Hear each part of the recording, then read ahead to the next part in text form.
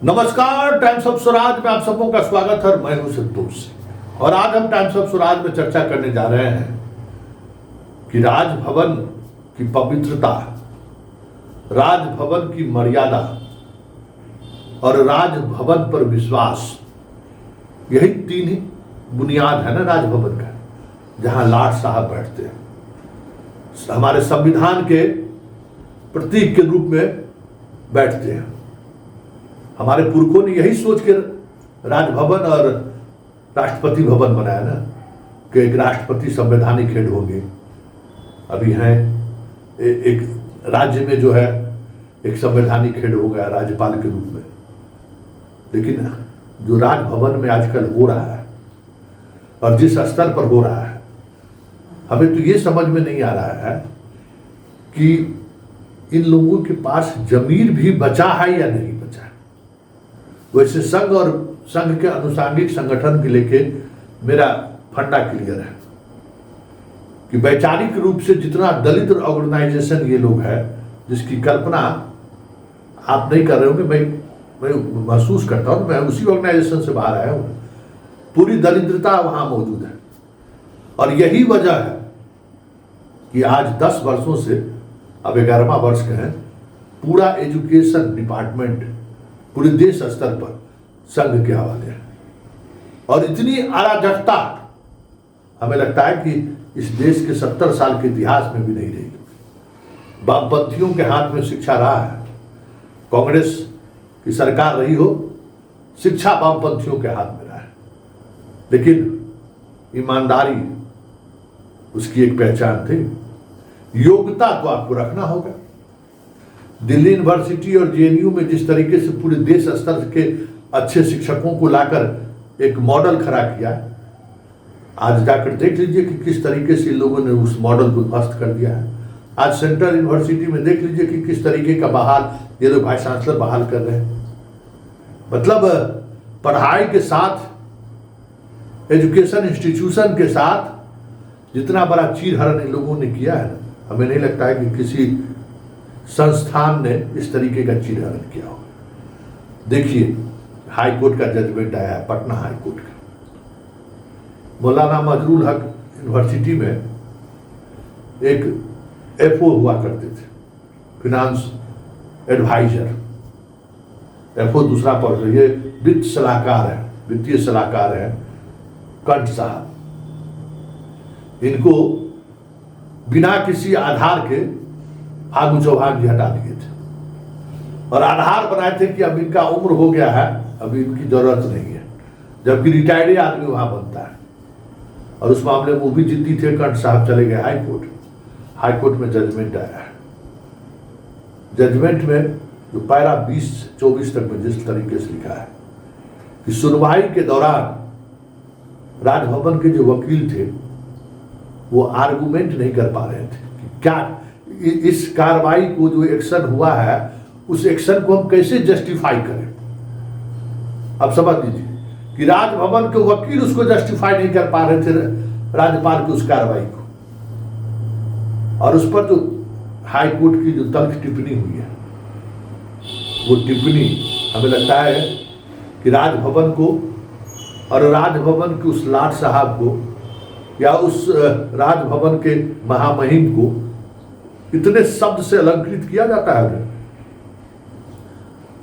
सोचना चाहिए कि हाई कोर्ट के चीफ जस्टिस या बाकी जज का वो शपथ कराते हैं और वो न्याय व्यवस्था उन पर इस तरीके की तल्ख टिप्पणी कर रही है।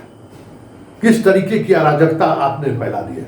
न कानून से आपका वास्ता है, न संवैधानिक इंस्टीट्यूशन के को लेकर जो एक मर्यादा है उसका आप ख्याल कर रहे हैं। जो मन होगा वो मैं करूंगा, जो मेरी मर्जी, कानून कुछ भी कहे, संविधान कुछ भी कहे, मेरी मर्जी चलेगी। और कहा है कि कंठ साहब का जो है ना, सब इतना दिन का सैलरी दीजिए। और ये जो टिप्पणी है गवर्नर हाउस के अधिकारियों के लिए कि किस तरीके से सिंडिकेट चल रहा है गवर्नर हाउस में, हमें लगता है कि इससे तल्ख टिप्पणी और क्या हो सकती है। लेकिन सवाल है कि शर्म हया रहे तब तो आज तो सारे इंस्टीट्यूशन में जो लोग बैठे हुए हैं उनको अपने पद की गरिमा का ख्याल थोड़ी है, जो शर्महिया हो। अब बताइए कि बिहार यूनिवर्सिटी का जो कुलपति है 50 करोड़ रुपया अभी सिंडिकेट की बैठक में स्वीकृत करवाया है। नेक की टीम आ रही है, सब कॉलेज को चकचकाया जाएगा। तो सवाल यह है कि नेक की टीम के आने को देखते हुए आप सड़क बना रहे हैं, पेंटिंग करा रहे हैं, प्रयोगशाला का सामग्री खरीद रहे हैं, तो जब आपके कॉलेज में इस तरीके का बेसिक स्ट्रक्चर भी नहीं है तो फिर छात्र का एडमिशन क्यों ले रहे हैं? क्यों ले रहे हैं एडमिशन? और अब मेरी पहली नजर उस पर है कि 50 करोड़ जनाब खर्च कैसे करते हैं, और एसीएस से उस खर्च करने से पहले स्वीकृति किस तरीके से लेते हैं। बार बार नैक की टीम आई नहीं कि बस खजाना खोल दो। 50 करोड़ का कोई मतलब है ना? सौंदर्यीकरण का, किस बात का सौंदर्यीकरण? बेंच टेबल देखने आ रहा है कि आपके टीचर हैं कि नहीं, शिक्षक छात्रों के लिए सुविधा उपलब्ध है कि नहीं, वो देखेंगे कि बेंच टेबल देखेंगे, रंग पुताई देखेंगे।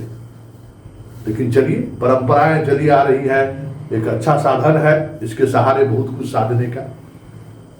और खबर एक दिल्ली से भी आ रही है कि दिल्ली से एक आईएएस अधिकारी की पत्नी के साथ छेड़छाड़ का मामला है, और उस मामले में कहीं न कहीं उसका आंच, मतलब उसका छींटा राजभवन की तरफ पड़ता हुआ दिख रहा है। हमें लगता है कि राज्यपाल महोदय को संज्ञान लेना चाहिए कि कोई एक व्यक्ति दिल्ली में इनके द्वारा नॉमिनेट है, इनका पीएस या जो भी हो, उस पर कई तरह के आरोप लगे हैं। कोई आईएएस अधिकारी की पत्नी के साथ कोई अश्लील पत्राचार या कुछ इस तरीके की बातें आ रही हैं जो हम लोगों को संज्ञान में आया है। राज्यपाल महोदय को तुरंत कार्रवाई करनी चाहिए कि आखिर है क्यों, कहाँ से ये खबर आ रही है। हम लोग लगे हुए हैं, हम लोग राजभवन के संज्ञान में लाएंगे कि आखिर किस तरीके से ये घटनाएं घटी और कौन लोग हैं इसके पीछे, क्योंकि जरूरी है। हमारे राजभवन के सम्मान का सवाल है कि मेरे बिहार के राज्यपाल या राजभवन के को लेकर इस तरीके की दिल्ली पुलिस में ओपिनियन बने, सही तो नहीं है। इसलिए राजभवन और राज्यपाल के संज्ञान में लाने की जरूरत है ये कि कौन ये कर्मी है जो इस तरीके की बात किया है।